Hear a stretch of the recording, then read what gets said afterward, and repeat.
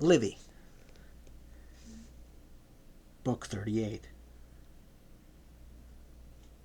1. 189 BC.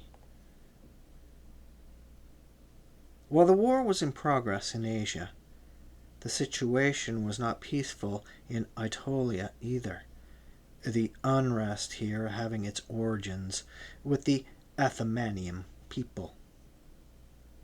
At this time, following the expulsion of Amenander, Athemania was occupied by a royal garrison under officers of Philip, and the arrogant and oppressive regime of these men had made people regret the loss of Amenander. Amenander, then in exile in Aetolia, was led to hopes of recovering his kingdom by a letter from his supporters telling him how matters stood in Athemania. The men he sent back with his reply reported to the leading citizens at Argethia, the capital of Athemania, that if he could clearly discern support for himself amongst the commons, he would obtain assistance from the Aetolians and come to Athemania. In sharp brackets, a blank, with the select group of men forming that people's supreme council, and their magistrate, Nicander. Seeing them ready for any venture, he immediately informed his supporters of the day on which he would invade Athemania with an army. At first, the conspiracy against the Macedonian garrison comprised 4 people. Each of these enlisted 6 assistants to execute the plot, but then, anxious about their small numbers, which were better suited for keeping the operation secret than bringing it off, they added the same number again. Now 52 strong, they divided themselves into 4 groups. One of these made for Heraclea, the second for Tethratphyla, where the royal treasury was normally kept under guard, the third for Theodoria, and the fourth for Argethia. All of them had arranged that they would, at first, circulate unobtrusively in the forum, as if they had come to transact private business. Then, on the prearranged date, they would call the entire commons together to drive the Macedonian garrisons from the citadels. That day now arrived. Amenander was at the border with 1,000 Aetolians, and the Macedonian garrisons were driven from the 4 locations at the same time according to plan. Letters were then sent in all directions to the various other towns, urging them to take a stand against Philip's oppressive tyranny and restore their king to his ancestral throne that was his by right. Macedonians were expelled in all quarters. The town of Talum withstood a siege for a few days. The letter had been intercepted by Zenon, the garrison commander, and the citadel was seized by the king's troops. But then this, too, was surrendered to Amenander, and all Athemania was now in his hands, with the exception of the fortress of Athenaeum, which lay close to the border of Macedonia. 2. When he heard of the revolt of Athemania, Philip set off with 6,000 soldiers and swiftly reached Gumphi. Here he left most of his force. they would not have had the strength for such strenuous marches, and came with 2,000 men to Athumnaeum, the only town to have been successfully held by a garrison of his.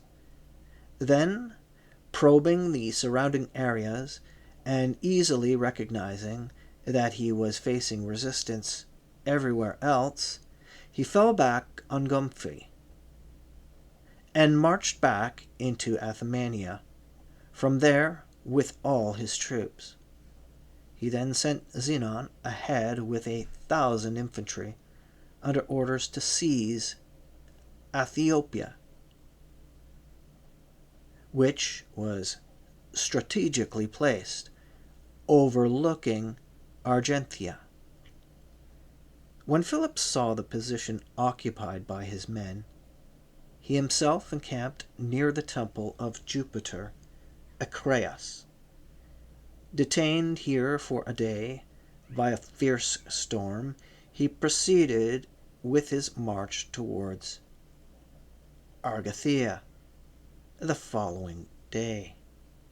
As the Macedonians advanced, however, the Athumanians suddenly appeared before them, making a dash for the hills that dominated the road. The leading companies came to a halt on sighting them, and there was panic and trepidation throughout the column, as each man speculated on what might transpire if the column were taken into the valleys lying below the cliffs. The king wanted to get through the ravine quickly, if his men would follow him, but their discomposure forced him to recall the forward units and beat a retreat along the path by which he had come. The Athumanians proceeded to follow him, at first at a distance and biding their time, but when the Aetolians joined them, they left these latter to put pressure on the Macedonian rear, and themselves closed in on the flanks of the column. Some of them went on ahead, taking a short cut by paths that they knew, and blocked those their enemy would take. So great was the panic instilled in the Macedonians that their crossing of a river here was more like a chaotic route than an ordered march, with men and weapons left behind in large numbers. And that, of course, would be chaotic route, if you like. A chaotic route rather than an ordered march. This represented the end of the pursuit, and from there the Macedonians returned safely to Gumphi, and then from Gumphi to Macedonia. The Athumanians and Aetolians swiftly converged from all sides on Iopa in order to overwhelm Zenon and his 1,000 Macedonians. Having little confidence in their position, the Macedonians moved from Iopa to a hill that was higher and steeper on all sides, and Iopa spelt as it sounds, E-O-P-A, Iopa.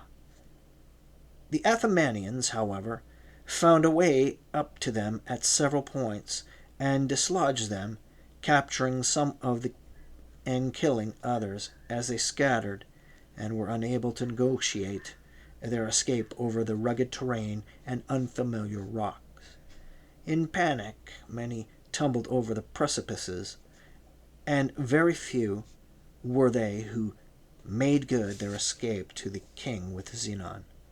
Later, the Macedonians were given an opportunity to bury their dead under truce. 3.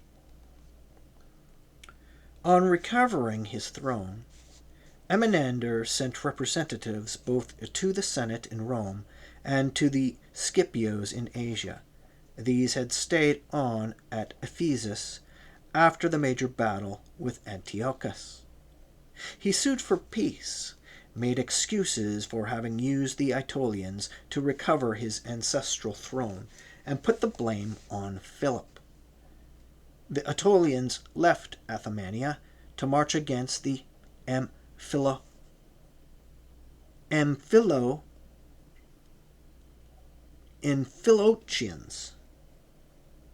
The Amphilochians, which is spelled Amphilochi, Amphilochians, ANS. Again, Amphilochians, Amphilochians. The Aetolians left Athymania to march against the Amphilochians, and they brought the entire people under the control and authority, with the acquiescence of the majority. After recovering Amphilochia, which had once belonged to the Aetolians, they moved on to Aparantia, hoping for similar results, and this city also surrendered without resistance for the most part. The Dolopians, who were subject to Philip and had never been under the Aetolians, at first rushed to arms, but when they heard that the Amphilochians were now on the side of the Aetolians, that Philip had been driven from Athymania, and that his garrison had been massacred, they too abandoned Philip for the Aetolians. With these tribes encircling them, the Aetolians now believed themselves protected against the Macedonians on all sides. But then word came of Antiochus's defeat by the Romans in Asia, and shortly afterwards their deputation returned from Rome, bringing no prospect of a peace treaty, and bearing the news that the consul Fulvius had already made the crossing with an army. The Aetolians were terrified by the news.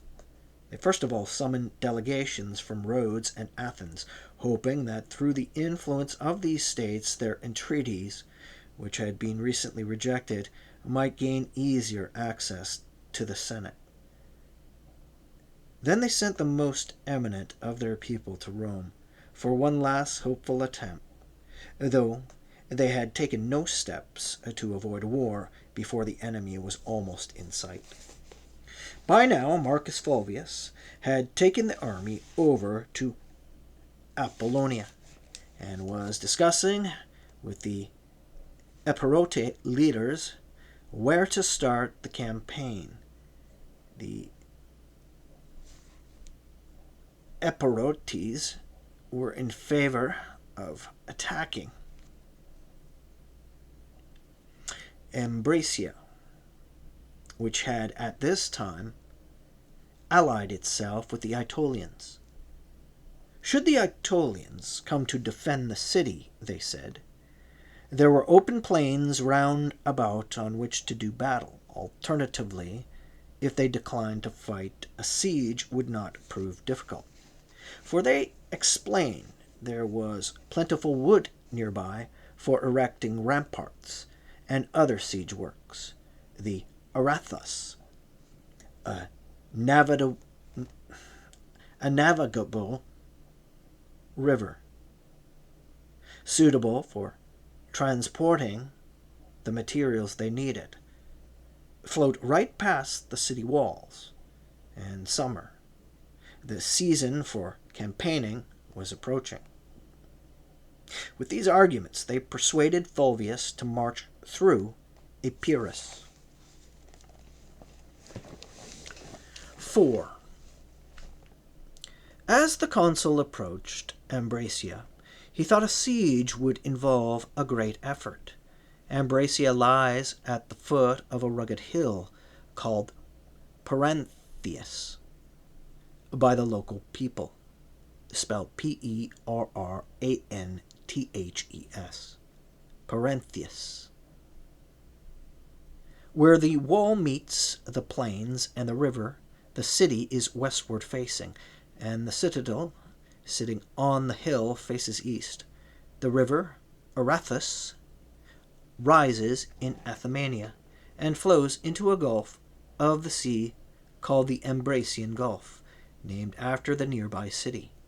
Apart from the protection offered by the river on one side and the hills on the other, the city was also enclosed by a stout wall with a circumference of slightly more than 3 miles. Fulvius placed 2 camps on the side facing the plain a short distance from each other, and a single fortress on the high ground facing the citadel, and he was preparing to join all 3 with a rampart and a ditch to prevent those shut in the city from coming out and to render it impossible to bring in any assistance from outside. At the news of the assault on Ambracia, the Aetolians had already assembled at Stratus in response to an edict from their magistrate, Nicander. Their original intention had been to come in full force to prevent the siege, but when they saw that the city was mostly fenced in by siege works, and that the camp of the Epirotes had been pitched in the plain across the river, they decided to divide their troops. Eupolemus set off for Ambracia with 1,000 light infantry and entered the city through a gap where the fortifications had not yet come together. Nicander had at first planned to launch a night attack on the Epirote camp with the rest of the force, the river between them making it difficult for assistance to come from the Romans. Later he felt the operation was risky, since the Romans might get wind of it and his withdrawal might be jeopardized, and so put off this particular plan. He turned instead to making raids on Acarnania. 5. After completing the barricades for the circumvallation of the city and the siege engines, which he was intending to move up to the walls, the consul attacked the city's defenses at 5 points at the same time. Access from the plain was easier, and so he moved 3 of his engines, equidistant from each other, towards the so-called Pyrrhium. Another he advanced on the area of the temple of Asclepius, and 1 more on the citadel. He proceeded to pound the walls with the rams and to break off the turrets with poles armed with hooks. The sight of this, and the blows on the walls, with their terrifying crash, at first filled the townspeople with panic and alarm. Then, seeing the walls still standing, contrary to their expectations, they pulled themselves together once more and began to use swing beams to drop weights of lead or stone, or else thick logs, on the battering rams. They also hurled grappling irons to pull the hooks to the inside of the wall and then break the poles. In addition, they made counterattacks on the guard emplacements for the siege engines by night, and on the advanced positions by day, now themselves striking terror into the enemy. Thus stood matters at Ambracia, and by now the Aetolians had returned to Stratus after raiding Acarnania. The magistrate, Nicander, then conceived the hope of raising the siege with a bold stroke, and sent a certain Nicodemus into Ambracia with 500 Aetolians. Nicander appointed a certain night, and even a point during the night, at which Nicodemus' men were to launch an attack from the city on the enemy's siege works facing the Pyrrhium, and at which he himself was to cause alarm in the Roman camp. He felt that, with the commotion in the 2 spots, and with the darkness heightening the panic, a sensational coup could be brought off. Nicodemus did manage to slip by some of the sentry posts at the dead of night, and force his way past others with a determined charge. He then surmounted the rampart and made his way into the city. In so doing, he inspired the beleaguered population with the spirit to try anything, and boosted their hopes. Furthermore, as soon as the prearranged night arrived, Nicodemus launched his sudden attack on the siege engines according to plan.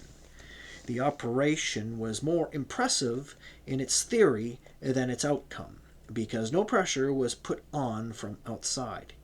Either the Aetolian praetor had been frightened off, or else it seemed a better idea to bring succor to the recently recovered Amphilochians, for these were now facing an all-out attack from Philip's son Perseus, who had been sent to retake Dolopia and the Amphilochians.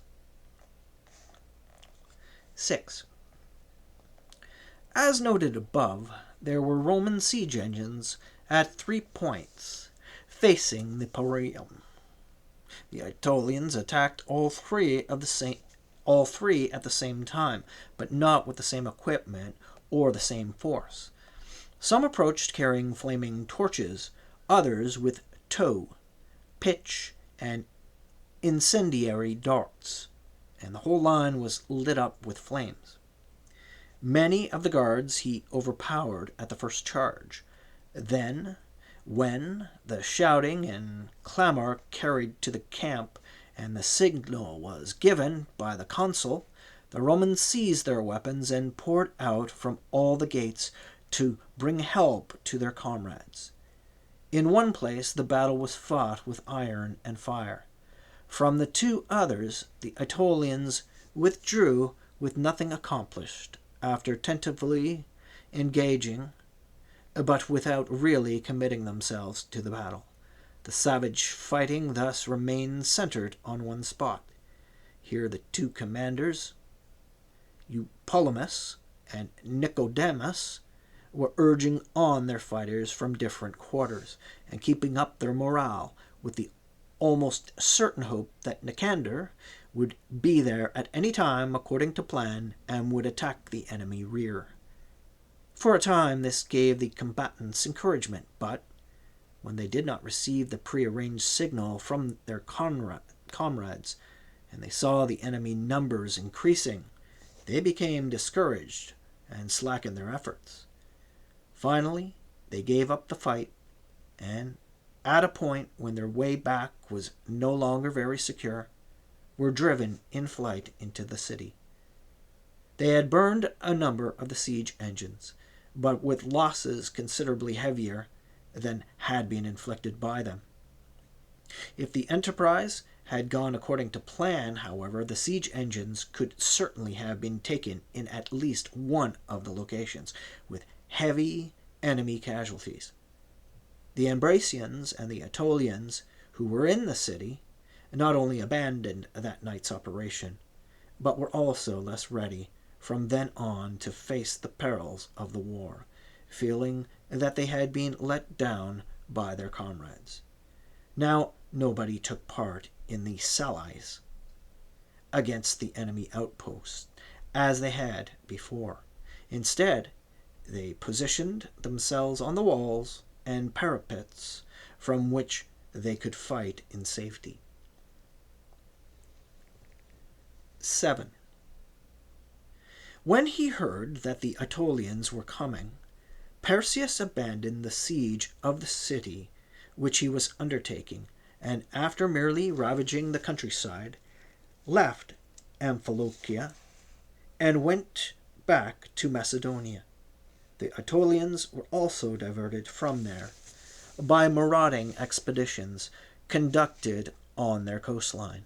The Illyrian king, Pleuratus, had sailed with 60 light vessels into the Corinthian Gulf, where he had joined the Achaean ships anchored at Patrae, and had proceeded to ravage the coastal areas of Aetolia.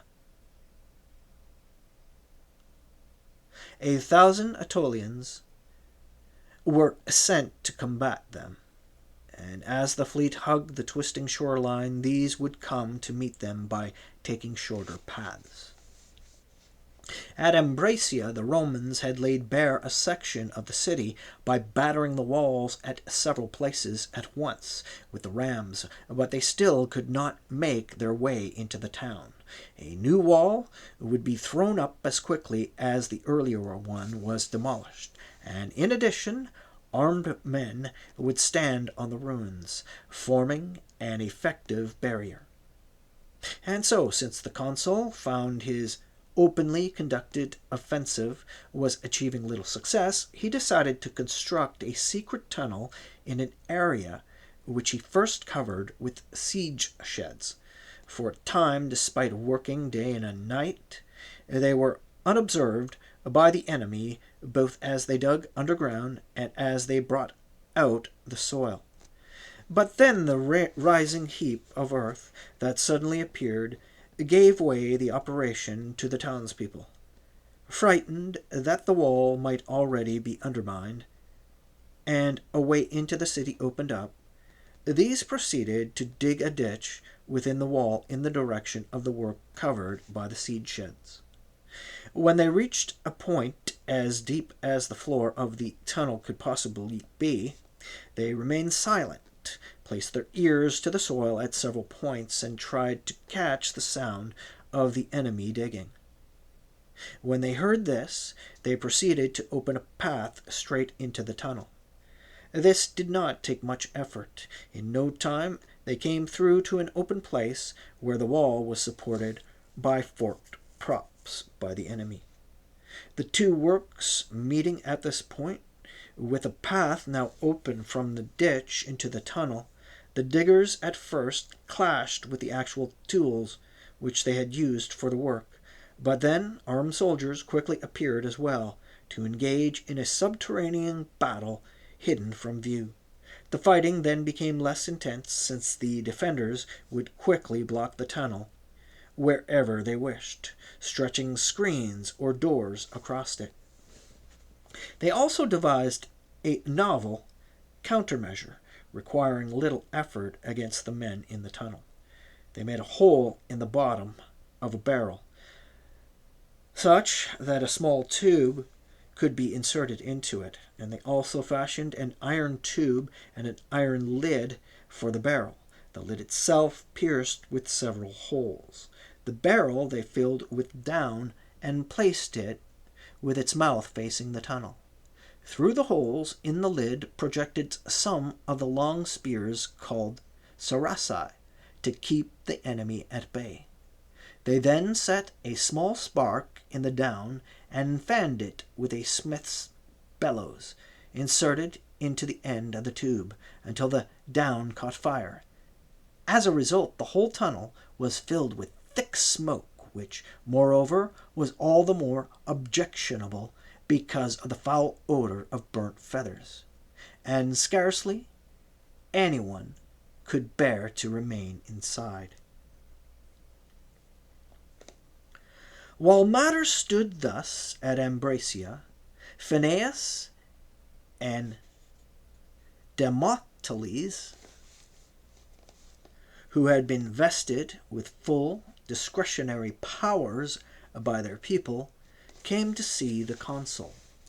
The Aetolian praetor could see Ambracia under siege on one side, their shores under attack from enemy vessels on another, the Amphilochia and Dolopia being raided by the Macedonians on a third, and he realized that the Aetolians had not the resources to prosecute 3 wars at the same time on different fronts. He had therefore summoned a council meeting and put the leading Aetolian citizens the question of the action to be taken. The opinions of all coincided on one point. Peace was to be sought on favorable conditions, if possible, and, failing that, on conditions they could bear. It was because of their confidence in Antiochus that the war had been undertaken, they said, and now that Antiochus had been defeated on land and sea, and driven practically from the whole world to a point beyond the Caucasus range, what hope was there of keeping up the war? Phineas and Demoteles should negotiate an agreement in the interest of the Aetolians, taking account of the situation and following their conscience. For they asked, what strategy or what choice of action had fortune left them? Sent with this mandate, the envoys begged the consul to spare their city and pity a people which had once been an ally, and which had been driven to insanity by the misfortunes, not to say the injustices she had suffered. As for their deserts, the harm the Aetolians had done in the war with Antiochus, they said, was not greater than the good they had done in fighting against Philip. And just as they were not liberally recompensed on that occasion, so they should not be too harshly punished on this. In reply, the consul observed that the Aetolian requests for a peace treaty were more frequent than they were sincere. In seeking a treaty, he said, they should follow the lead of Antiochus, whom they had dragged into the war. Antiochus had relinquished not just a handful of cities whose independence was disputed, but a rich empire comprising all of Asia this side of the Taurus range. He would listen to the Aetolians' plea for peace only if they were disarmed, he continued. They first had to hand over their weapons and all their horses, and then deliver to the Roman people 1,000 talents, half the sum payable immediately if they wanted to have peace. In addition to these terms, he would add to the treaty a further clause stipulating that they were to have the same friends and enemies as the Roman people, he said. 9. The conditions were harsh, and the envoys knew the wild and capricious disposition of their people. They therefore made no reply and returned home, so that, with no commitment made, they could urgently press their praetor and leading citizens for an answer on what should be done. They were met with shouts and jeers, asked how long they were going to drag out the business, and told to bring back a peace on any terms, as they were returning to Ambracia. However, they were caught in an ambush set near the road by the Acarnanians, with whom they were at war, and taken to Thyrium for imprisonment. This delayed the peacemaking process, and at this time deputations from the Athenians and Rhodians, who had come to plead for the Aetolians, were now with the consul. The king of Athemanians, Amenander, had also come to the Roman camp with a safe conduct, more concerned for the city of Ambracia, where he had spent the greater part of his exile, than for the Aetolians. When the consul was informed by these people of what had befallen the Aetolian delegates, he had the latter brought from Tyrium, and after they arrived, the peace negotiations began. Amenander worked hard to get the people of Ambracia to surrender, that being his principal concern. He approached the town wall for discussions with the leading citizens, but met with little success. Finally, with the consul's permission, he went into the city, where, by argument as well as entreaty, he convinced the citizens to put themselves in the hands of the Romans. For their part, the Aetolians received distinguished service from Gaius Valerius Lavinus, half-brother of the consul. Both were born of the same mother, and son of the Lavinus, who had first struck a treaty of friendship with that people.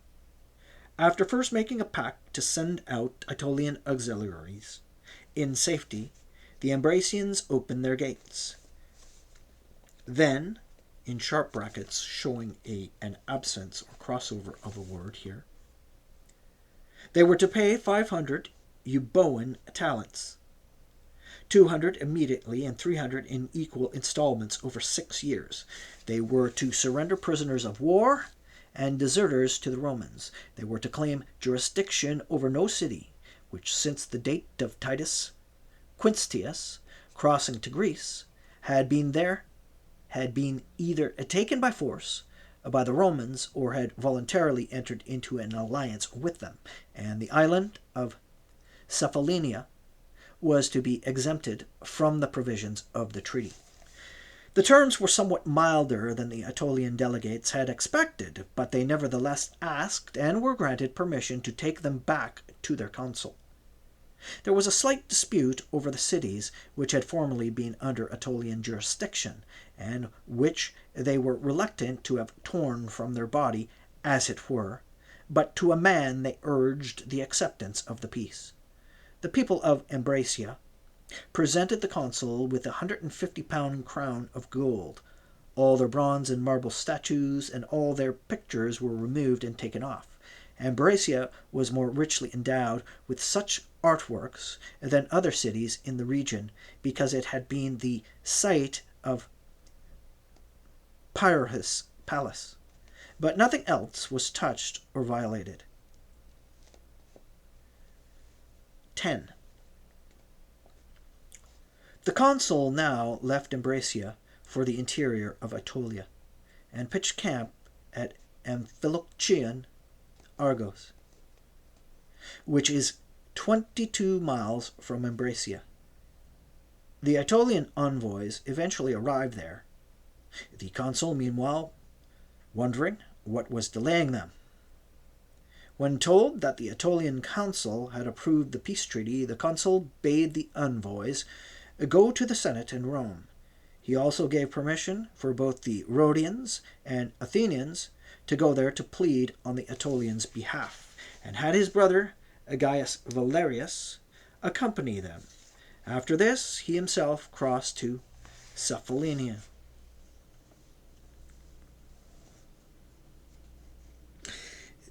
That place named there spelt Cephallenia.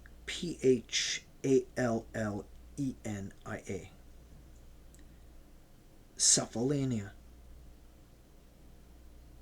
The envoys found that the ears and minds of the important people at Rome had already been swamped with charges leveled by Philip.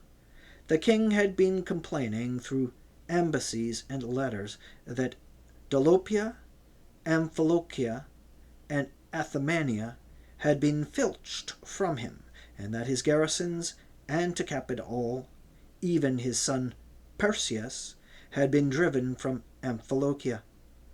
In this way Philip had made the Senate reluctant to hear the pleas of the Aetolians. Nevertheless, the Rhodians and the Athenians were heard in silence.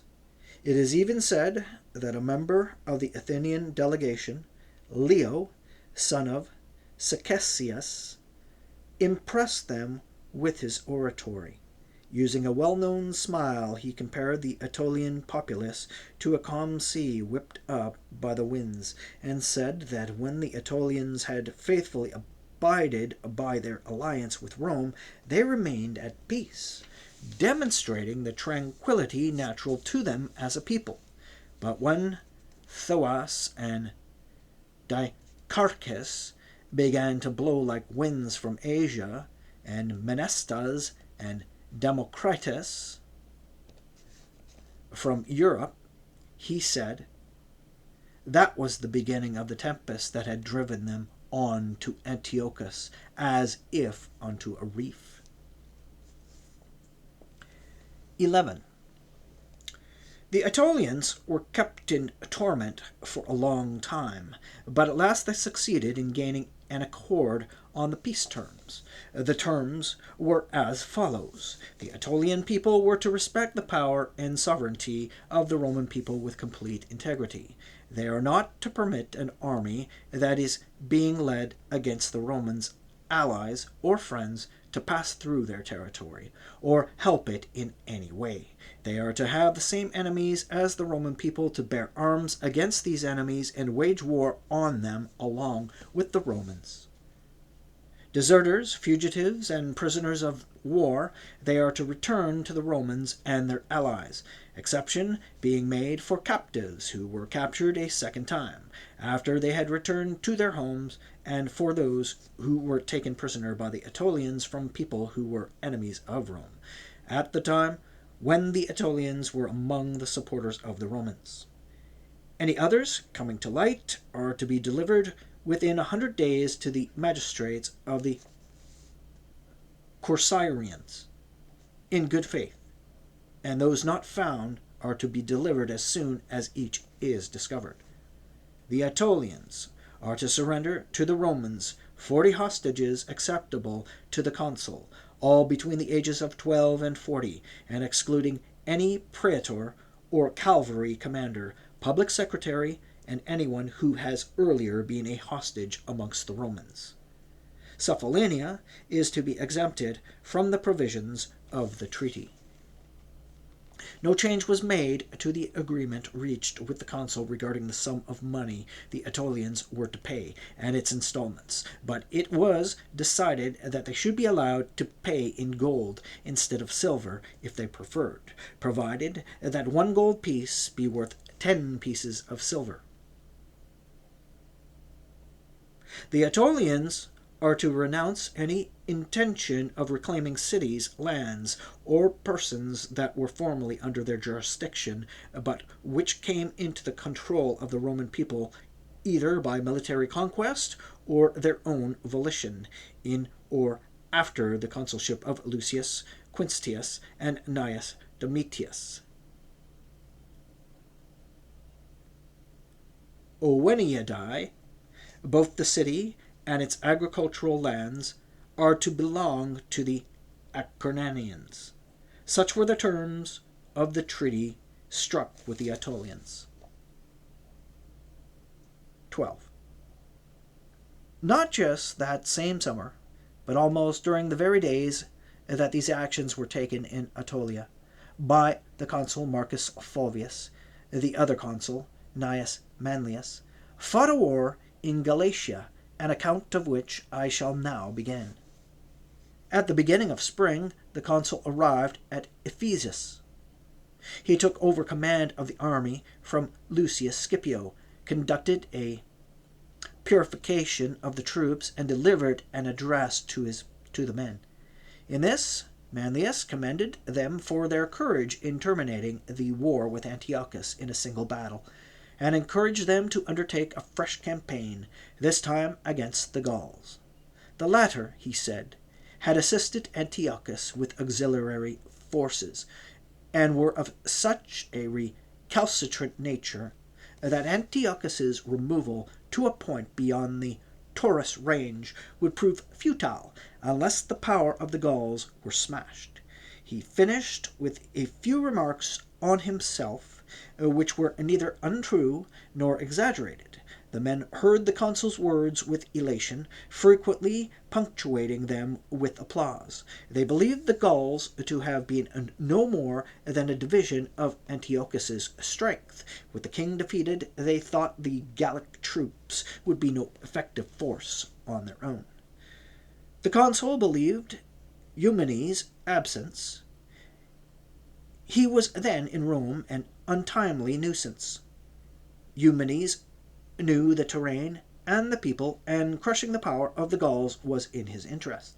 Manlius therefore summoned Eumenes' brother, Attalus, from Pergamum, and encouraged him to join him in prosecuting the war. And when Attalus promised his personal support and that of his people, Manlius sent him home to make preparations.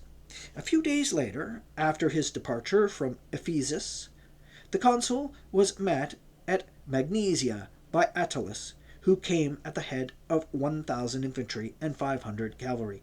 Attalus had instructed his brother, Athenias, to follow behind with the rest of his forces, and had left the protection of Pergamum in the hands of men he believed loyal to his brother and his regime. The consul commended the young man and advanced with the entire force to the Maeander, spelled Maeander, Maeander. He pitched camp because the river could not be forded. The ships had to be brought together to take their army across. After crossing the Maeander, they came to Hiera-Combe.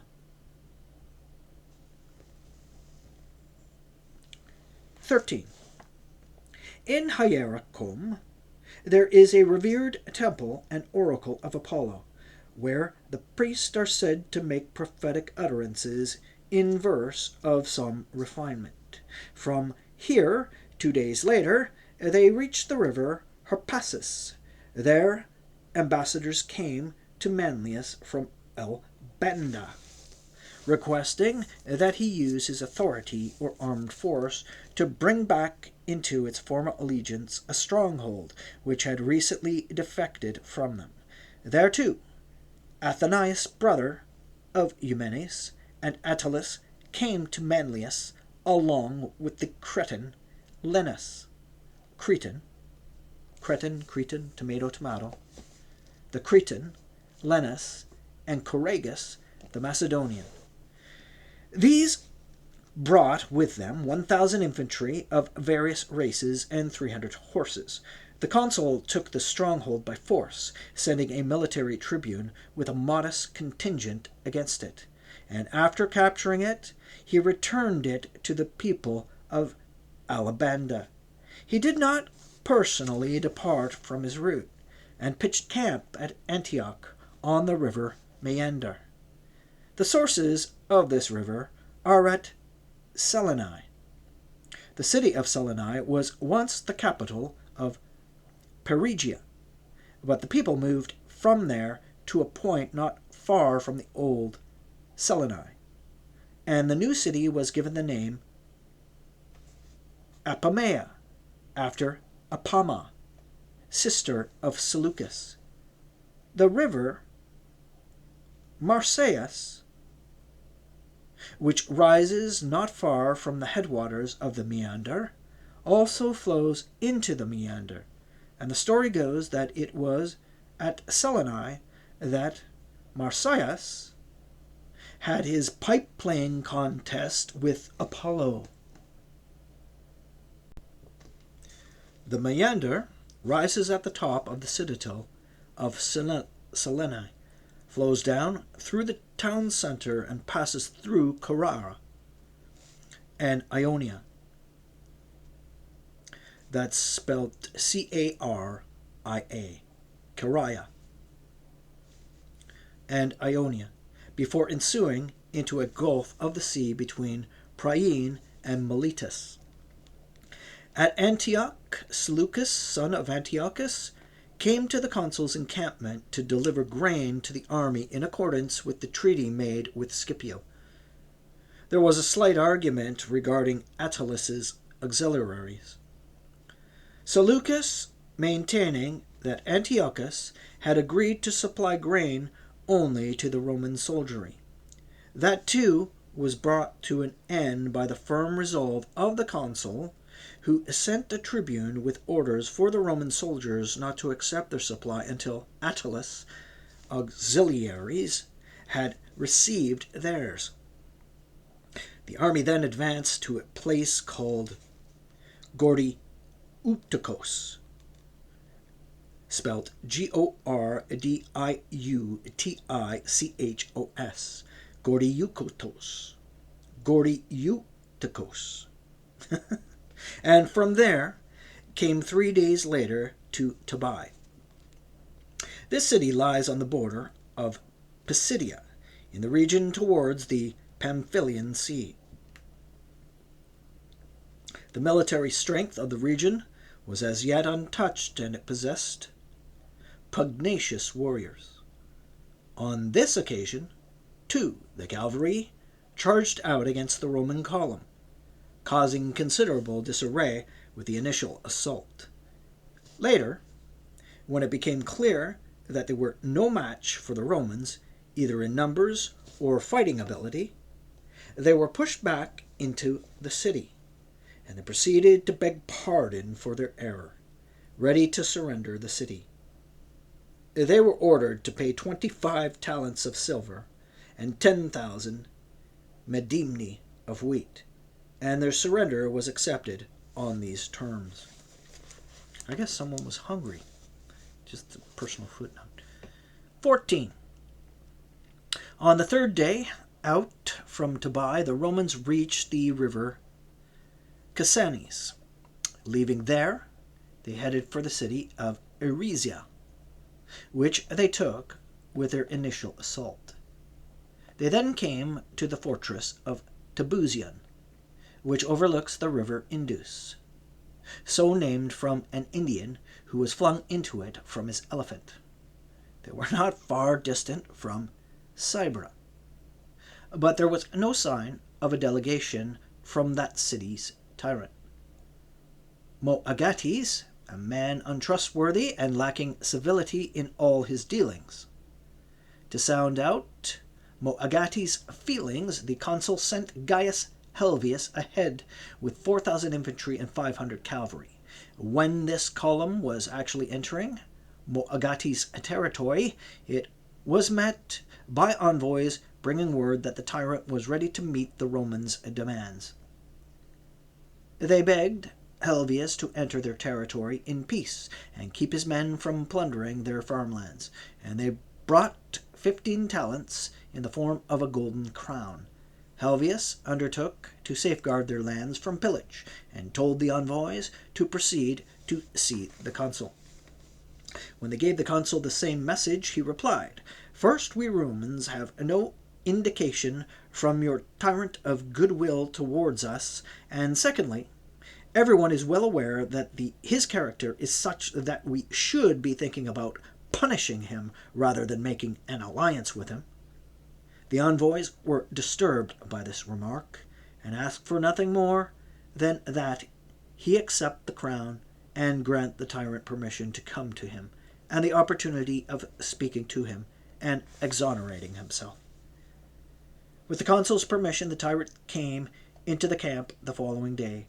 His dress and retinue were barely up to the standard of a moderately wealthy man, and his speech was submissive and halting as he played down his personal fortune and deplored the poverty of the cities under his control. In fact, however, apart from Sibera, Cilium, and the city called Ad Libnum were also subject to him. From these he promised, but almost as if he did not believe he could, to raise 25 talents, though this would be stripping his own and his subjects' resources. "No," said the consul, "this charade cannot be tolerated any further. It is not enough that you felt no embarrassment at staying away and using your envoys to toy with us. Now, present with us, you persist in the same impudence. Will 25 talents drain your kingdom? If you do not pay up 500 talents in 3 days, you can expect to see your fields pillaged and your city blockaded." Though alarmed by this threat, Moagates still persisted with his stubborn pretense of poverty. Gradually, by niggardly additions and over quibbles which he alternated with entreaties and crocodile tears, he was brought up to 100 talents, to which 10,000 medimni of grain was added. The total amount was collected within 6 days. 15. From Cybra, the army was taken through the territory of the Cindensians and encamped after crossing the river Calaris. The following day, the column was led along the banks of the marsh of Karalates and halted at Madampros. As they advanced from here, the inhabitants of the next city, Elaicus fled in panic, and the Romans plundered a town that was deserted and copiously supplied with all manner of commodities. From there they advanced to the headwaters of the river Lysis, and next day to the river Cobbalatus. The people of Termesis were at the time blockading the citadel of the Isiondenses, having captured the city. Since they had no other hope of assistance, the beleaguered townspeople sent representatives to the consul to beg for his support. They were imprisoned in their citadel with their wives and children, they said, and with every day that passed they were awaiting death, either by the sword or from starvation. The consul was thus offered the pretext he wanted for making a detour into Pamphylia. Manlius, coming, raised the siege of the Isiondenses, and he granted peace to Termesis for a piece of 50 talents of silver. He made the same arrangement with the Aspendians and the other peoples of Pamphylia. On his return journey from Pamphylia, he encamped at the river Taurus on the first day, and at the place called Xylene Comi the next. Setting out from Xylene Comi, he reached the city of Cormassa by continuous marches. The next, down Darsa, was deserted by its panic-stricken inhabitants, and Manlius found it replete with all manner of provisions. As he advanced along the marshes, envoys from Lycino came to him offering the surrender of their town. After that, the army reached the territory of Sagalisus, which is fertile and rich in crops of all kinds. It is inhabited by Pisidians, by far the best soldiers in the region, and this superiority, together with the fertility of their land, the size of their population, and their position as one of the few fortified cities in the area, gave them confidence. Because no delegation had come to meet him at the border, the consul dispatched raiding parties into the fields, and it was only when the Pisidians saw their property carried away and driven off that their determination was broken. Sending envoys, they were granted peace when they agreed to pay 50 talents, 20,000 medimni of wheat, and 20,000 medimni of barley. Moving on from there to Rotrine Springs, Manlius pitched camp at a village called Aporitos, Comi, and to this place Seleucus came from Apamia the following day. Manlius sent the sick and the baggage, for which he had no use, to he sent them to Apamia, and setting off with guides supplied to him by Seleucus, he reached the plain at Let's back up from there again. Manlius sent the sick and the baggage, for which he had no use, to Apamea, and setting off with guides supplied to him by Seleucus, he reached the plain of Metropolis that same day, and Dynae in Perugia the next. From Dynae he came to Synnada, spelled Synnada, Synnada, where he found all the towns round about deserted from fear.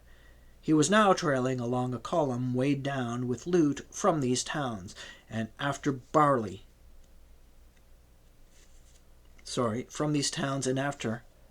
barely covering a distance of 5 miles in an entire day, he arrived at Budos, spelt Beudos, the so-called Old Budos.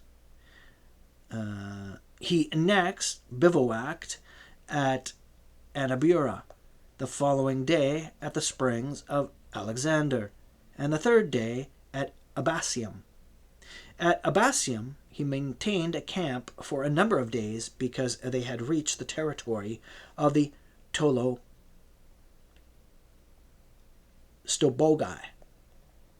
spelt Tolostobogi.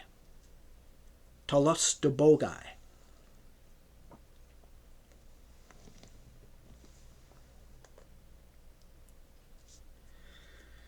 "16. The Gauls, led by Brennus, had come into Dardania in a large body, either because they were short of land or from the hope of plunder. They had also believed that none of the peoples through whom their route lay were a match for them in battle. In Dardania, a rift took place, and some 20,000 men, with the chieftains Lenorius and Luterius, broke with Brennus and turned off into Thrace, fighting all who resisted them and imposing tribute payments on those who sued for peace. These reached Byzantium, and for a time they settled on the coast of the Propontis, where they levied taxes on the cities of the region. They were then overtaken by a desire to cross to Asia, for now that they were close to it, they heard reports of the great fertility of its soil. They therefore took Lysimachia by subterfuge, occupied the whole of the Chersonese by military force, and went down to the Hellespont. When they saw that it was only a narrow strait that separated Asia from them, this greatly whetted their appetite to make the crossing, and they sent messengers to Antipater, the governor of the coast, to negotiate the passage. But the negotiations were more drawn out than they had anticipated, and a fresh quarrel erupted among the chieftains. Lenorius retraced his steps to Byzantium with most of the men. Luterius commandeered 2 deck ships and 3 light vessels from some Macedonians who were ostensibly on a diplomatic mission, but who had really been sent out by Antipater to spy on them. And with these, by making repeated crossings by day and night, he shipped all the troops across in a matter of days. Not long afterwards, Lenorius, assisted by King Nicomedes of Bithynia, crossed over from Byzantium. The Gauls then reunited and lent their support to Nicomedes in his war against Zeboetes, who controlled part of Bithynia. Thanks largely to their assistance, Zeboetes was defeated, and all Bithynia came under the sway of Nicomedes. Leaving Bithynia, the Gauls had next come into Asia. Although no more than 10,000 of their total force of 20,000 were under arms, they nevertheless instilled such terror in all the peoples living this side of the Taurus that these totally submitted to their authority, whether they were attacked or not, the farthest situated and nearest of them alike. Eventually, since they comprised 3 tribes, the Tolostobogai, the Trochmi, and the Tectosages, the Gauls made a tripartite division of Asia into the taxation districts for each of their constituent peoples. To the Trochmi was assigned the shore of the Hellespont. The Tolostobogai were allotted Aeolus and Ionia, and the Tectosages the interior of Asia. By the way, the Tolostobogai, spelt Tolostobogi. While they wrested payment from the whole of Asia this side of the Taurus, they themselves chose to settle on the banks of the river Halys. Such was the terror inspired by their name, and especially after their numbers had been increased by vigorous reproduction, that even the kings of Syria eventually did not refuse to pay tribute. The first of the inhabitants of Asia to refuse payment was Attalus, father of Eumenes. Contrary to everyone's expectations, fortune smiled on his audacious move, and he proved superior in pitched battle. Attalus did not, however, so demoralize the Gauls as to make them abandon their domination, and their strength remained unchanged down to the war of Antiochus with the Romans. Even then, after the defeat of Antiochus, they had high hopes that the Roman army would not reach them because they were living far from the sea. 17. Such was the enemy that the Romans had to fight, one so fearsome to all in the legion. The consul therefore addressed the men at an assembly, speaking roughly as follows: I am not aware, men, that of all the tribes that live in Asia, the Gauls have the preeminent reputation in warfare. They are a fierce tribe that was wandered virtually throughout the world, doing battle, and they have chosen to settle amongst the most docile race of people. The Gauls have tall frames, hair long, and red-hued shields and long swords. Then there are their chants as they go into battle, their yells and war dances, and the frightening clash of arms as they strike their shields, following some sort of tradition. All of this deliberately contrived to instill terror. But let Greeks, Persians, and Carians be frightened by such practices, of which they have no knowledge or experience. We Romans are used to the wild antics of the Gauls, and we know their futile tricks. On one occasion, long ago, when the two first met in battle at the Alia, our ancestors fled before them. But in the 200 years since that time, our soldiers have been cutting them down or putting them to flight, stampeding them like animals, and more triumphs have been celebrated over the Gauls, it is almost true to say, than over the rest of the world put together. And this is a fact we have learned from experience.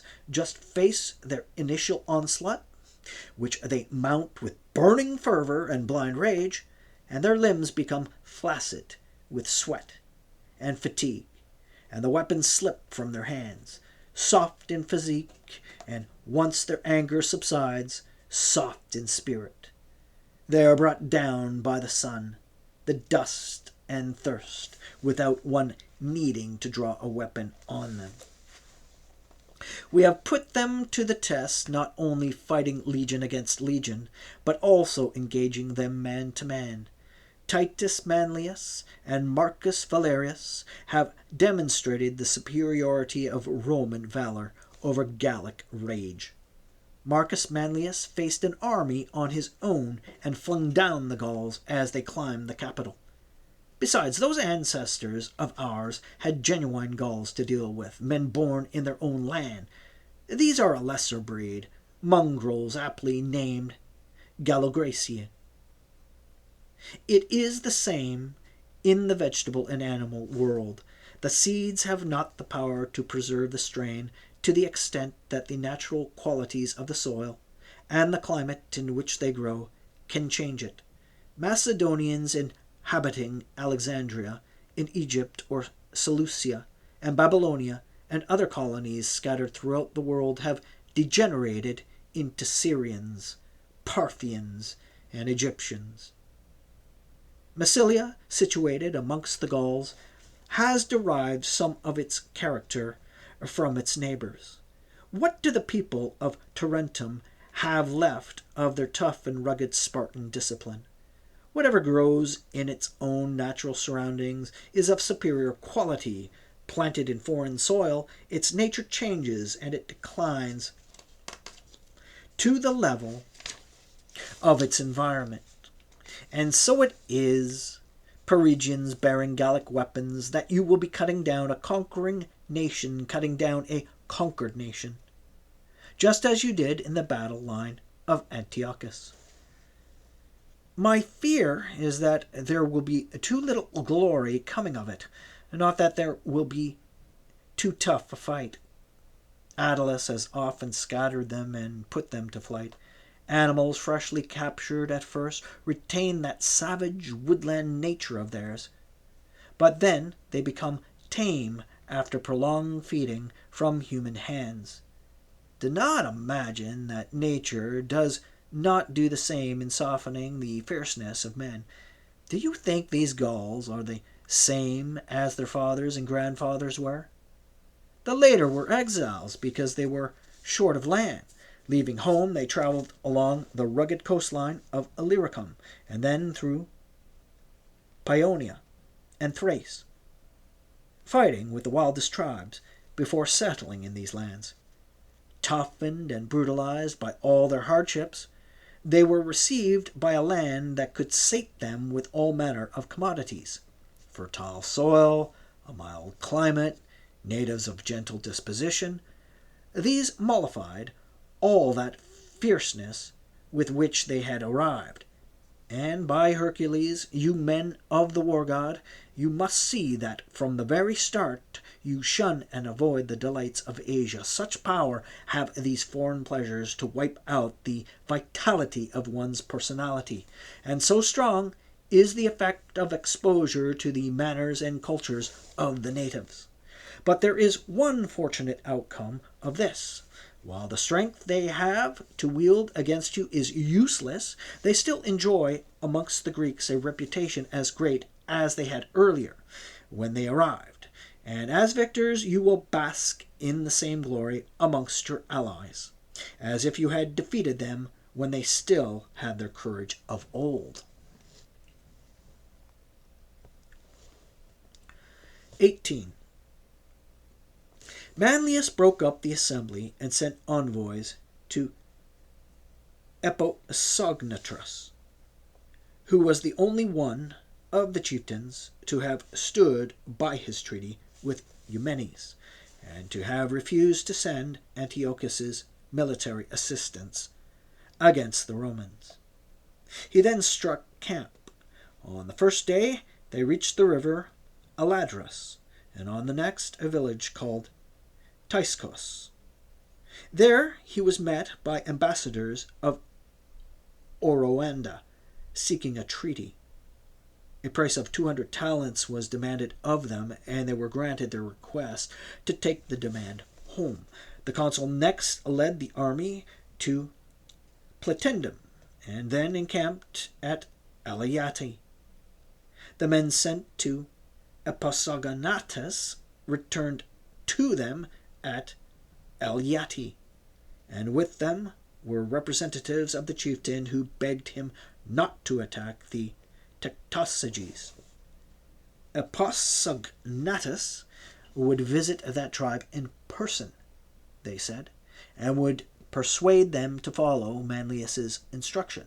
The chieftain was granted his request, and the army moved on from there through the land called Axilos. It is appropriately named. Not only does it bear no wood, but it does not even have brushwood or anything else to fuel a fire. The inhabitants use cow dung for this instead of wood.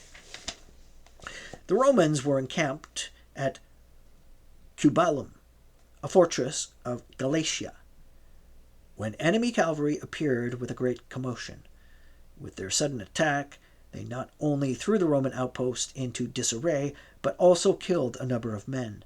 The noise of the uproar carried to the camp, and suddenly Roman cavalry came pouring from all the camp gates. These scattered and drove off the Gauls, and killed some of them as they fled.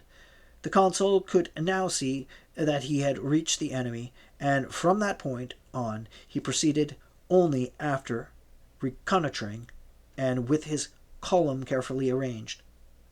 He now came to the river Sangarius by uninterrupted marches, and because the river was nowhere fordable, he proceeded to construct a bridge. The Sangarius flows from Mount Adorius through Perugia and joins the river Timbris at the Bithynian border. Flowing with greater volume, its waters now doubled. It runs through Bithynia and empties into the Propontis, remarkable less for its size than for the enormous quantities of fish it provides for people in the area.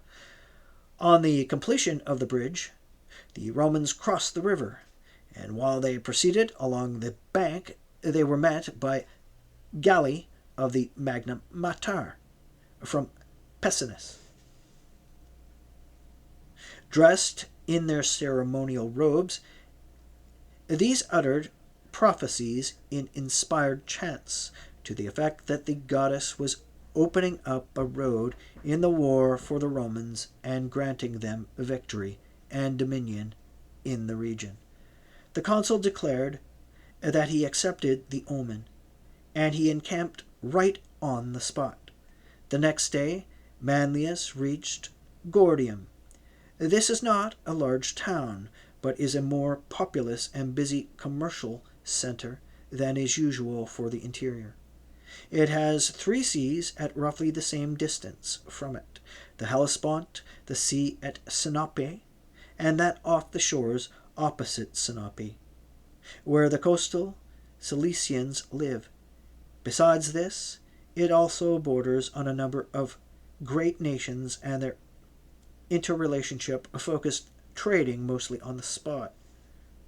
At this time, the Romans found that the inhabitants had fled, leaving it deserted, but that it was amply stocked with goods of all kinds. While they were encamped there, the envoys returned from Aposognatus with the news that the latter's journey to the Gallic chieftains had yielded no favorable result.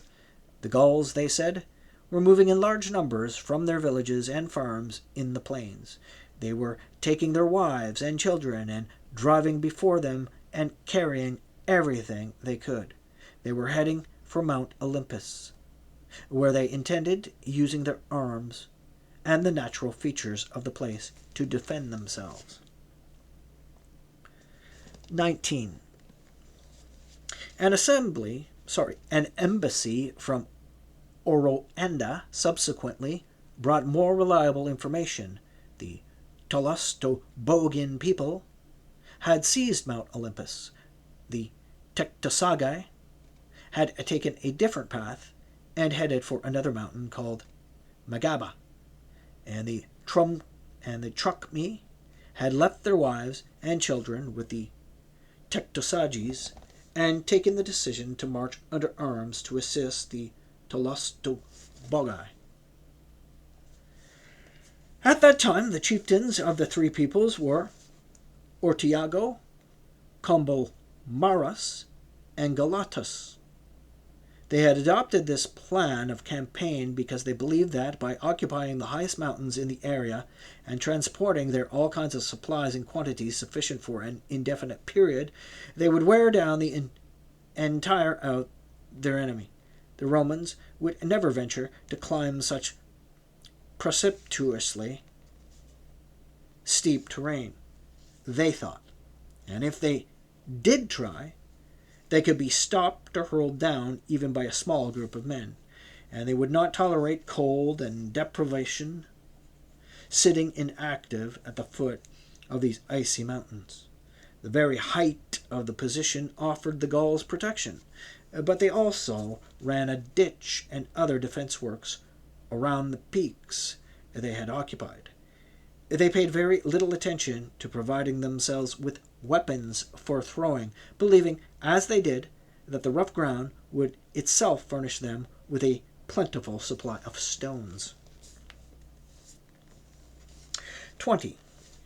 The consul had surmised that the battle would entail long-range attacks on the enemy positions rather than hand-to-hand fighting, and he had therefore prepared a huge quantity of javelins, skirmishing spears, and arrows, as well as lead balls and smallish stones that could be shot with a sling. Armed with this array of missiles, he led his men towards Mount Olympus, pitching camp about 5 miles from it. The next day he advanced with Attalus and 400 cavalry to examine the natural features of the mountain and the position of the camp of the Gauls.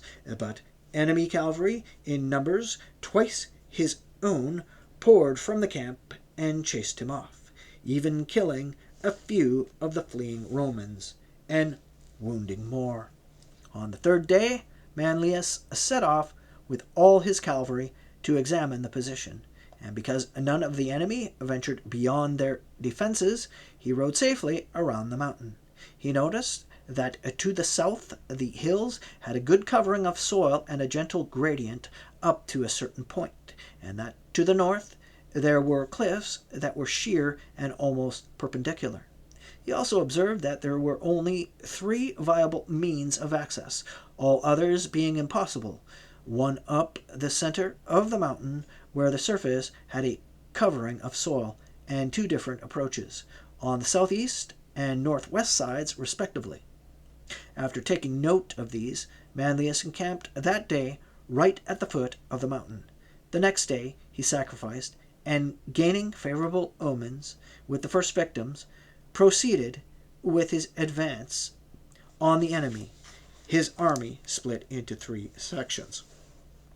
Manlius himself went up with most of the troops along the path where the mountain afforded the easiest access. He instructed his brother, Lucius Manlius, to climb the southeast slope as far as the terrain would allow, and as far as he could in safety. If he were faced with ground that was dangerous and precipitous, he was not to combat the difficulty of the land, or battle against insuperable obstacles, but cut obliquely across the mountain towards him and join up with his column. Gaius Helvius he ordered to move gradually around the lower slopes of the mountain with the 3rd part of the force, and then bring his column up on the northwestern side. Manlius also divided Attilus's auxiliaries into 3 sections of equal size, and ordered the young man to accompany him. He left his cavalry and elephants on the plain close to the hills, and commanded his officers to watch carefully the developments in every location, and ensure that they could bring support wherever the situation required it. 21. Convinced that their position was inaccessible on the 2 other sides, the Gauls wanted to block access from the southern side with an armed force. They therefore sent some 4,000 men under arms to seize a hillock overlooking this route, less than a mile from their camp, thinking they could employ the hillock as a defensible position to bar the enemy's advance. Seeing this, the Romans prepared themselves for battle. The skirmishers went ahead at a short distance before the standards, along with the Cretan archers and slingers, which Attalus had provided, the Thralles and the Thracians. The companies of infantry were taken along at a slow pace as they were moving over steep ground, and they held their shields before them for the sole purpose of warding off missiles, since there seemed little chance of their actually coming to grips with the enemy. The action commenced with missiles hurled at long range, and at first the fighting was even, the Gauls advantaged by their position, the Romans by the diversity and quantity of their weapons. As the contest proceeded, this evenness disappeared. The Gauls received inadequate protection from their shields, which were long but not wide enough for their large physique, and which were also flat. They also had no weapons other than their swords, and these were of no use to them since the enemy was not engaging them hand to hand. They did make use of stones, but not the smaller ones, since they had not stockpiled them, but just what came into the hands of each man as he frantically groped for them, and being inexperienced in this mode of fighting, they had neither the skill nor the strength to assist the throw. From every direction they were receiving unexpected blows from arrows, sling projectiles, and javelins. Blinded by rage and panic, they could not see what they were doing, and they were caught up in a kind of fighting for which they had very little aptitude. When fighting at close quarters, the Gauls receive and inflict wounds by turns. The anger fires their courage, but when they are receiving wounds from light weapons coming from unseen points far off, and they have no object against which to rush in their blind fury, they charge into their own comrades, like speared animals. Their wounds were exposed to view because they fight in the nude, and also because their torsos are flabby and pale from never being unclothed, except for battle. As a result, blood flowed more copiously from the mass of flesh, with the wounds appearing all the more horrific, and the pallor of their bodies all the more streaked with dark gore. But Gauls are not so worried by open cuts. Sometimes, when the skin is lacerated, and the gash is wide rather than deep, they think that this adds distinction to their fighting. But when they feel the burning pain of the point of an arrow or sling projectile that is deeply embedded in a seemingly minor wound, and the barb will not emerge despite attempts to extract it, they succumb to fits of rage and shame at so slight an affliction, bringing them destruction, and fling themselves to the ground. Others were rushing into the enemy and receiving wounds from every side, and when they came to close quarters, they were slaughtered by the swords of the skirmishers. This type of soldier carries a 3-foot shield, and in his right hand some spears which he used at long range, and he has a Spanish sword at his side. If he has to engage in hand-to-hand fighting, he transfers the spears to his left hand and draws the sword. By now, there were few Gauls left alive, and these could see that they had been bested by the light-armed troops, and that the legionary forces were bearing down on them. They broke into headlong flight and headed back to their camp, which was already full of panic and confusion, this being where the women, children, and other non-combatants had been brought together. Deserted by the fleeing enemy, the hills were taken over by the victorious Romans.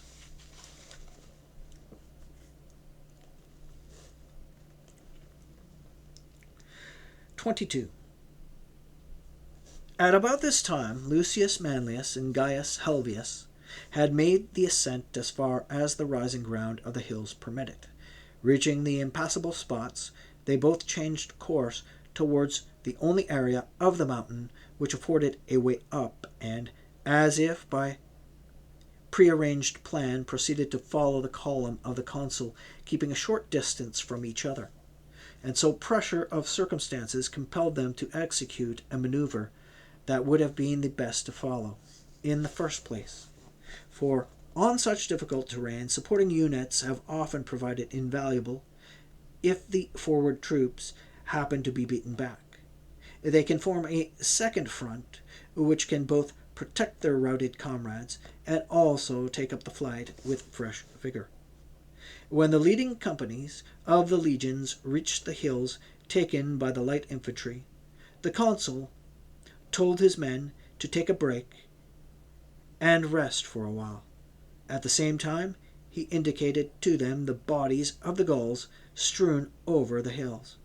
When the light-armed troops had fought a battle like that, what he asked could be expected of the legions, what of regularly armed troops, what of the courage of his bravest men. They now had to capture the camp of the Gauls, he said, where the enemy was cowering, driven there by the light infantry. Even so, Manlius ordered the light infantry to take the lead. These had not wasted their time while the column was at halt, but had spent it gathering weapons on the hills so as to have an adequate supply of missiles. The Romans were now approaching the camp, and the Gauls, fearing that their defenses might provide insufficient protection, had taken up a position in arms before the rampart. They were now buried under a hail of weapons of all kinds, and the more numerous and closely compact they were, the less likely it was that any weapons fell ineffectually. In a moment they were driven within the rampart, leaving strong guards only at the actual approaches to the gates. Missiles were then hurled in enormous quantities at the mass of people driven back into the camp, and the cry that went up, mingled with the lamentations of women and children, indicated that many were receiving wounds. The forward troops of the legions hurled their javelins at the Gauls forming the guard post for the gates. While these were not wounded by the weapons, a number of them became entangled and caught up with each other when their shields were pierced right through, and they no longer withstood the Roman assault. 23. The gates now lay open, but before the victors could burst in, the Gauls fled in all directions from their camp. They rushed blindly ahead, roads or no roads. No precipices, no cliffs stood in their way. It was only their enemy they feared. As a result, many fell headlong to their deaths from enormous heights, or were maimed. The camp taken, the consul kept his men from pillaging it for booty, ordering them to follow him as quickly as best each could to press their advantage and add panic to the enemy's dismay. The second column, under Lucius Manlius, also arrived on the scene, and he did not allow these men to enter the camp either. He sent them immediately in pursuit of the enemy, and shortly afterwards he followed himself, leaving his military tribunes to guard the captives. He thought that if he killed or captured as many as possible while they were in that state of panic, the war would be at an end. After the consul left, Gaius Helvius arrived with the third column, but he could not stop his men from looting the camp, and by a cruel stroke of fate, the booty fell to men who had taken no part in the fighting.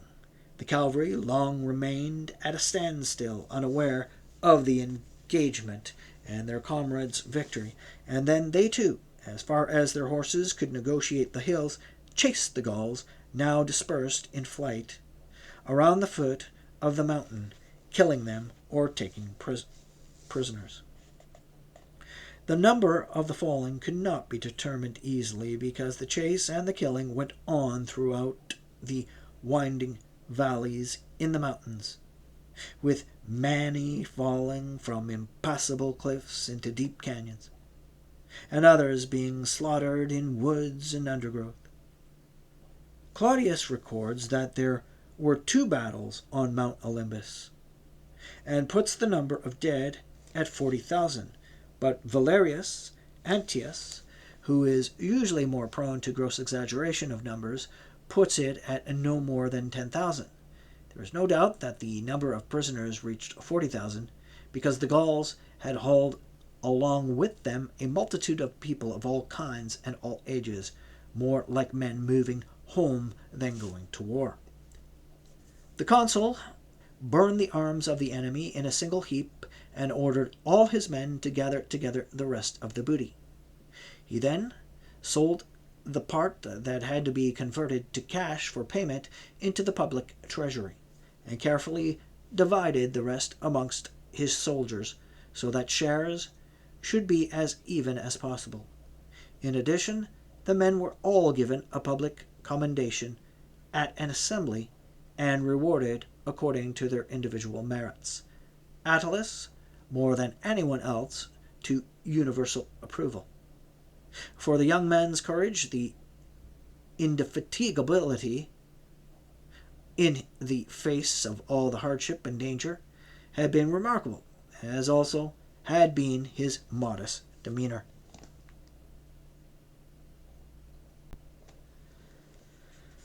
(24) War with the Tectosages, as yet unstarted, still remained.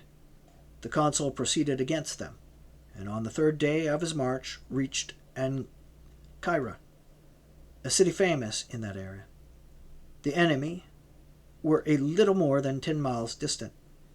When Manlius was encamped here, A remarkable exploit was brought off by a female captive. The wife of the Gallic chieftain, Ortiago, was one of a number of prisoners. She was a very attractive woman, and charged with guarding her was a centurion with the sexual appetite and the greed of a soldier. This man at first attempted to seduce her, but seeing that consensual sex was abhorrent to her, he assaulted her person, which fortune had enslaved to him. Later, to temper the humiliation of the assault, he gave the woman hope that she might return to her people, but even that was not offered free of charge, as by a lover.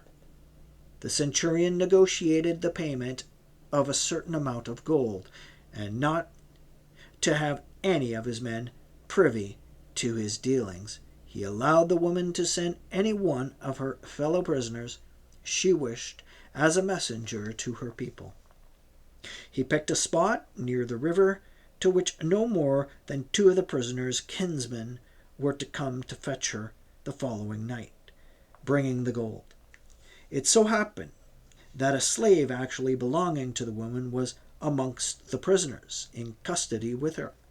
This man was chosen as the messenger, and the centurion took him out at dusk beyond the guard outpost.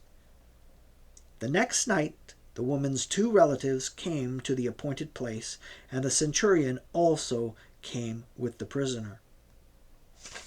Here they were showing the centurion the gold, which amounted to a full Attic talent, the price that he had negotiated, when the woman told them in her own language to draw their swords and dispatch him while he was weighing the gold. After they killed him, she cut off his head, wrapped it in her dress, and came with it to her husband, Ortiago, who had made good his escape home from Olympus. Before she embraced him, she threw the centurion's head at his feet. Ortiago was wondering whose head this was, and what was the meaning of such unfeminine conduct, and she openly confessed to her husband the sexual assault and the retribution she had taken for the violation of her honor. And it is said that by the moral purity and propriety she showed in the rest of her life, she maintained to the end the esteem she won by this act of a decent woman. 25. Spokesmen of the Tectosages came to the consul at his base at Ancyra with a request that he not strike camp before parleying with their chieftains. Any conditions of peace would be better than war, they said. The rendezvous was fixed for the following day at a spot that appeared very close to halfway between the camp of the Gauls and Ancyra. The consul arrived on time at the place with an escort of 500 horsemen, but there was not a Gaul to be seen, and he returned to camp. Then the same spokesman reappeared to explain that, because of some religious impediment, the chieftains were unable to come, but that leading members of their tribe would attend, and the business could just as effectively be transacted by them. The consul said that he would, on his side, send Attalus to represent him, and this meeting was attended by both sides. Attalus brought with him 300 horsemen as a bodyguard, and discussion of peace terms began. No conclusion could be reached in the absence of the commanders-in-chief, however, and it was agreed that the consul and the chieftains should meet in that spot the following day. The prevarication of the Gauls had a double purpose. First, they wanted to waste time until they could transport across the river Halys, the property they did not want put at risk, along with their wives and children, and secondly, they were in the process of laying a trap for the consul himself, who took insufficient precautions against treachery at the meeting. For the deed, they selected, from their entire force, 1,000 horsemen of proven enterprise, and their treacherous action might have succeeded had not fortune stood on the side of international law, which the Gauls had determined to violate. Roman foragers and wood-gatherers were brought into the area where the meeting was to take place. The tribunes had thought these would enjoy greater security because they would have the consul's escort, and the consul himself serving as a protective outpost against the enemy. Even so, they established another outpost of their own, made up of 600 cavalrymen, closer to the camp. When Attalus assured him that the chieftains would be coming and the business could be concluded, the consul left the camp and advanced about 5 miles, taking the same cavalry escort as on the previous occasion.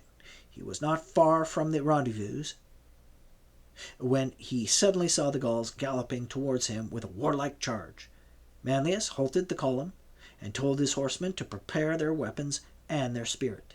He faced up to the initial onslaught with resolve and did not give ground. But when the enemy numbers overwhelmed him, he began to give way little by little, without allowing the ranks to break formation. Finally, there was a more danger in delaying the inevitable than there was safety in maintaining the ranks, and they all scattered in indiscriminate flight. At this point, the Gauls proceeded to press ahead and cut down the scattered Romans, most of whom would have lost their lives but for the arrival on the scene of 600 horsemen, the escort of the foragers. When these heard the distraught shouting of their comrades in the distance, they made ready their weapons and mounts, and, fresh in the field, took up the battle which had turned against the Romans. Fortunes were immediately reversed, and the panic was transferred from the conquered to the conquerors. The Gauls were scattered at the first assault. The foragers came running to the spot from the fields, and the Gauls were faced by the enemy on every side. The result was that even flight was not easy or safe, because the Romans had fresh horses and were pursuing exhausted men. Few of the Gauls made good their escape. No prisoners were taken, and the large majority paid with their lives for violating the safe conduct guaranteed to a parley. Fired with anger, the Romans came to the enemy with all their forces the next day. 26. The consul spent all of 2 days examining the topography of the mountain for himself, so as not to miss a single detail. On the 3rd day, he attended to the auspices and offered sacrifice, and then brought out his troops, split into 4 sections. 2 he would lead up the center of the mountain, and 2 he would send up each side against the flanks of the Gauls. The enemy's main strength, that is, the Tectosages and the Truchmi, formed the center of their line with 50,000 men.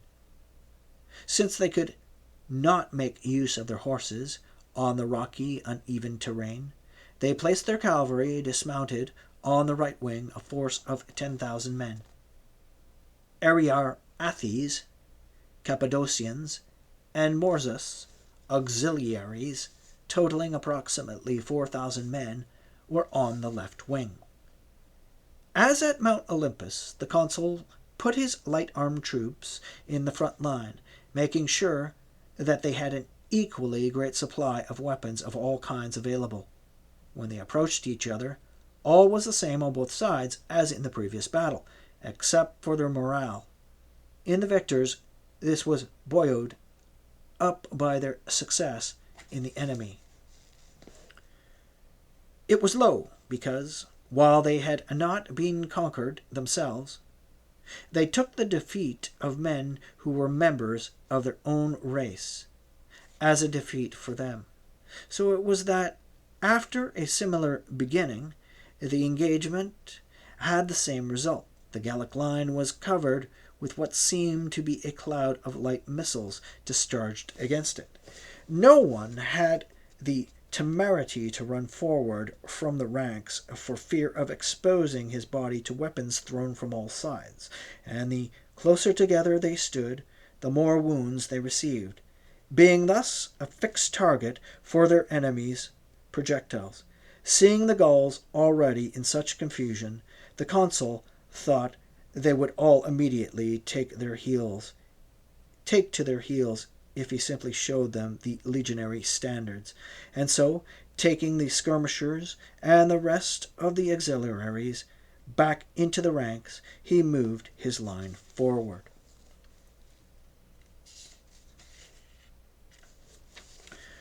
27. The Gauls were terrified as they recalled the defeat of the Tolostobogai. They moved about their weapons, piercing their bodies, and they were exhausted from making their stand as well as from their wounds. Thus they failed to resist even the first assault and shout of the Romans. They fled towards the camp, but few managed to enter the fortifications, the majority passing by to the right and to the left. As they ran off in whatever direction, each was swept by his headlong flight. The victors followed them as far as the camp, cutting down the hindmost, but then, greedy for plunder, they remained in the camp, and none continued the pursuit. The Gauls on the flanks stood their ground longer because the Romans were later reaching them, but then they failed to withstand even the very first volley of missiles. Unable to drag the men who had entered the camp away from their pillaging, the consul sent those on the wings in immediately pursuit of the enemy. They followed the Gauls for some distance, but killed no more than 8,000 men in the rout.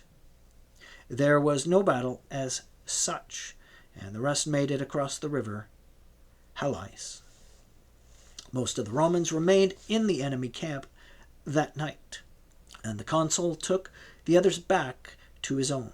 The following day, Manlius made an inventory of the captives and the spoils, which were as great as the rapacious tribe could have amassed after many years of military occupation of the whole area this side of the Taurus. The most of them wounded or without weapons and stripped of all their possessions, and they sent spokesmen to the consul to sue for peace. Manlius ordered them to come to Ephesus. He himself was in a hurry to leave the region, which was chilled by the proximity of the Taurus range, for it was already mid-autumn, and he led his victorious army back to winter quarters on the coast.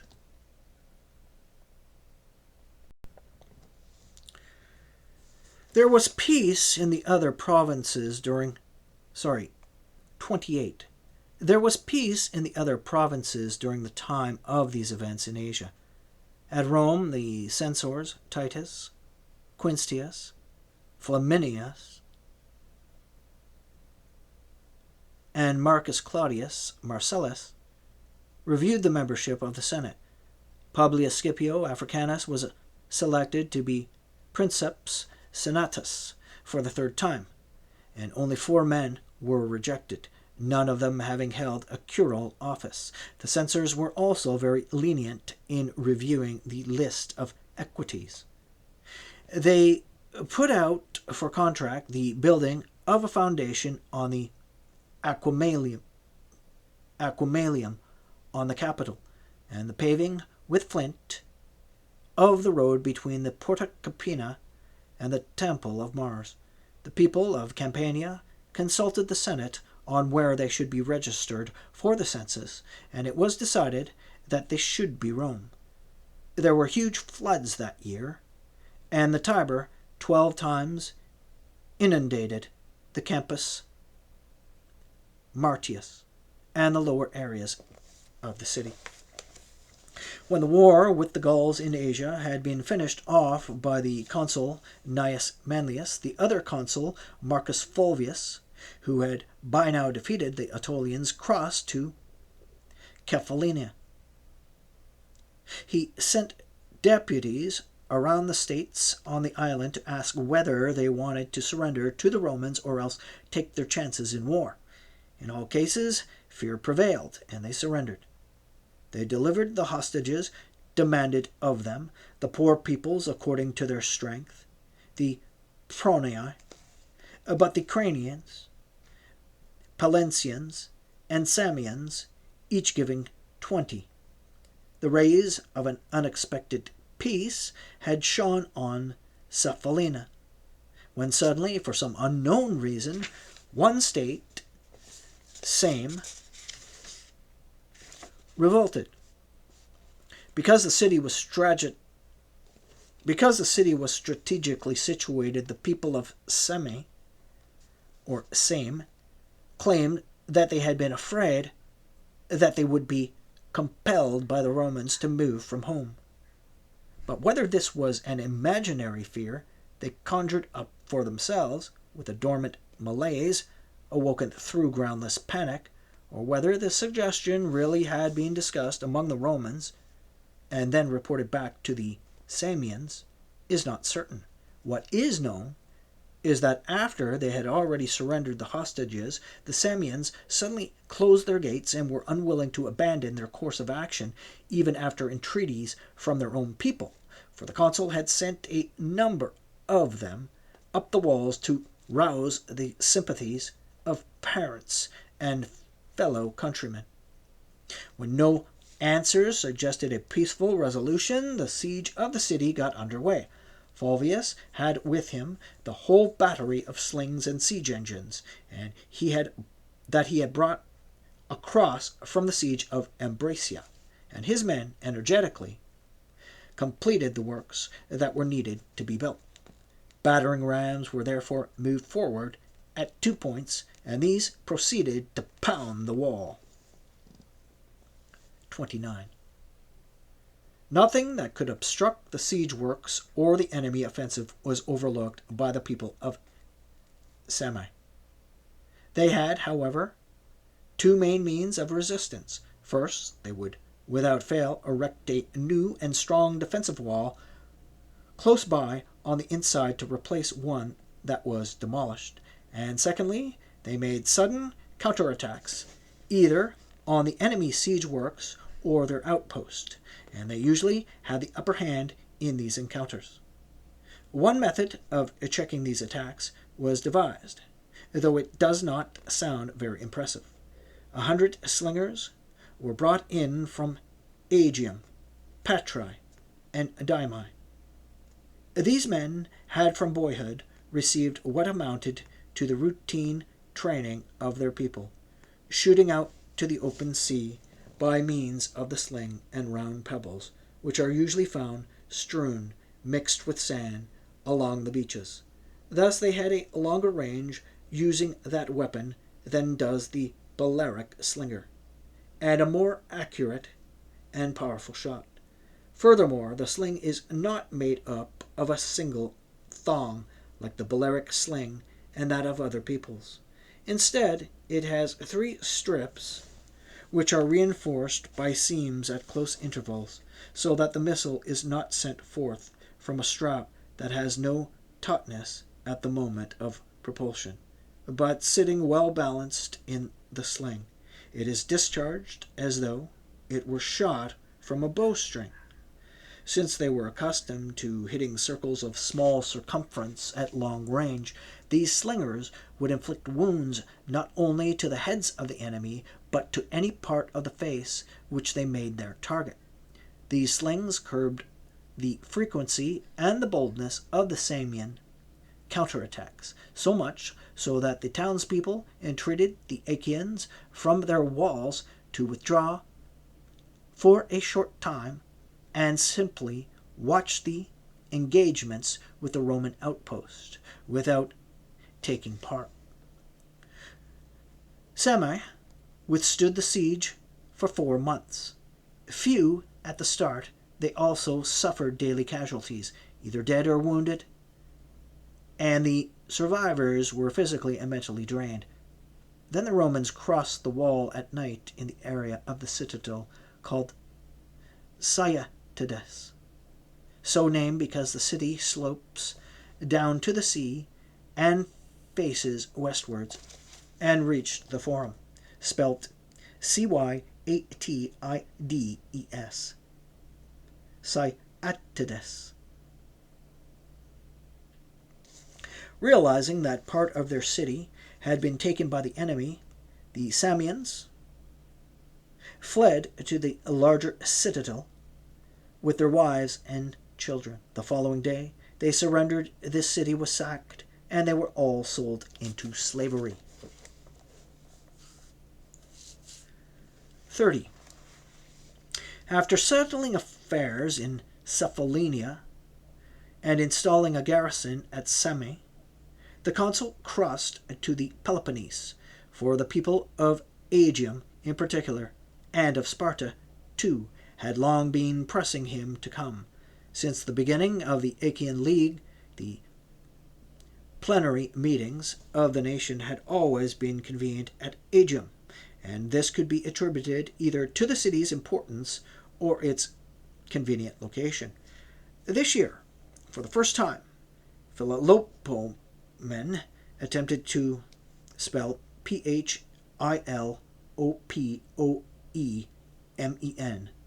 Philopomen, attempted to undermine their tradition, and was preparing to propose a law that the meetings be held in turn in all the member states of the Achaean League.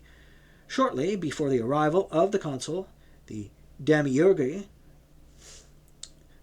of the member states, that is, their chief magistrates, called a meeting at Aegium, but Philopomen, who was then praetor of the league, pronounced Argos the venue. When it became clear that nearly all members would make an appearance here, the consul also came to Argos, despite his support for the cause of the people of Aegium. A discussion of the issue arose here, and the consul, seeing the case of the people of Aegium was lost, abandoned his initial support for them.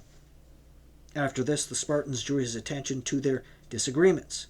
The city had been having the severest problems with its exiles, most of whom lived in the maritime strongholds and cities on the Laconian coastline. All of these territories had been taken from Sparta. The Spartans were aggrieved at this. They wished to have free access to the sea at some point for sending embassies to Rome or elsewhere, and also to have a market and a haven for foreign merchandise to meet urgent needs. They therefore took by a surprise assault a coastal village called Las, attacking it by night. The villagers and resident exiles were initially daunted by the unexpected blow, but then as dawn approached, they mustered and drove out the Spartans with a minor skirmish. Even so, panic spread all along the coast, and all the fortresses, villages, and exiles in residence in the area sent a joint embassy to the Achaeans.